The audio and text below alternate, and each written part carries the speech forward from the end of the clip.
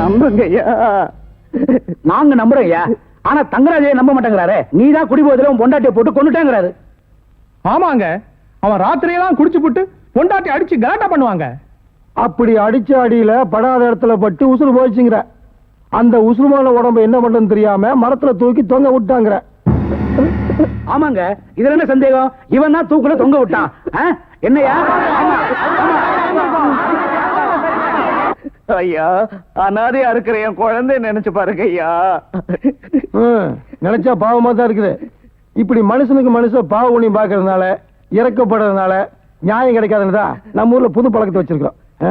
மக்கள் தீர்ப்பே மகேசன் தீர்ப்புன்னு சொல்லுவாங்க. மக்களும் தீர்ப்பு சொல்லிட்டீங்க, இனி மகேசன் சொல்ல வேண்டியதான் பாக்கி. ரங்கா, மகேசனை கொண்டு வா. ஐயா ஐயா, நீங்களாவது சொல்லுங்க. நான் என்னப்பா செய்யறது? உன்னுடைய பலவீனமே உனக்கு யமனா போச்சு.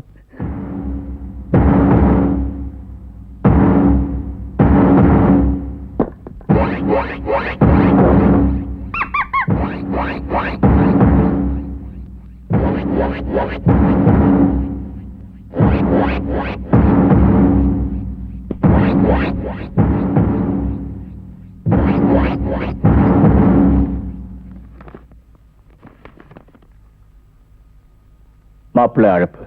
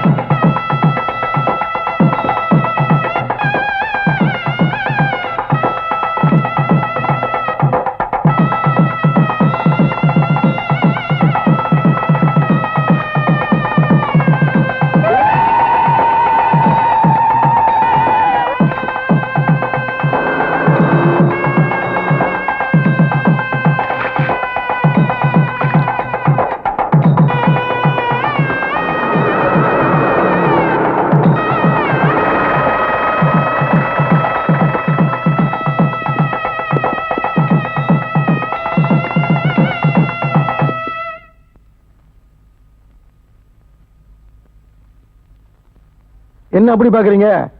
இதுக்கு பேருதான் எங்க ஊர்ல மாப்பிள்ளை அழைப்பு. பாருங்க, குற்றவாளிகளை சட்டம் தண்டிக்குதோ இல்லையோ, எங்க ஊர் பஞ்சாயத்துல இப்படிதான் தண்டனை கொடுத்து போலீஸ் ஒப்படைப்போம். ஐயா, நான் எந்த தப்பு செய்யலைங்கய்யா. ஐயா, என்ன நம்புங்கய்யா.